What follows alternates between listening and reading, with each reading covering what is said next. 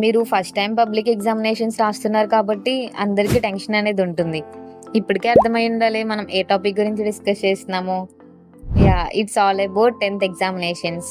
Okay, I suggest some tips for you. ఎగ్జామ్కి వెళ్లే ముందు మనకి టెన్షన్ అనేది ఉంటుంది.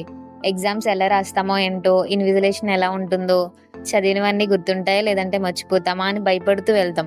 ఇలా భయపడుతూ వెళ్తే కన్ఫామ్‌గా చదివినవన్నీ అక్కడే మర్చిపోతాం. ఫస్ట్ అయితే ఎగ్జామ్ హాల్‌లోకి వెళ్ళగానే పక్కనోళ్ళు ఏం చేస్తున్నారు, ఎదురు వాళ్ళు ఏం చేస్తున్నారు, ఇవన్నీ చూస్తా ఉంటాం.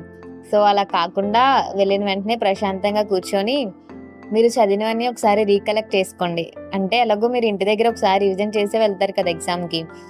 సో, మీకు ఒకసారి రీకలెక్ట్ చేస్తే బాగా గుర్తుంటాయి. మీరు ఎగ్జామ్ రాసేటప్పుడు మీ మైండ్‌లోకి స్ట్రైక్ అయ్యి మీరు రాస్తారు. ఎగ్జామ్స్ ఎవరెవరు రాస్తున్నారో let me know in the comment section. Thanks for watching. Please like, share and subscribe to our channel. By.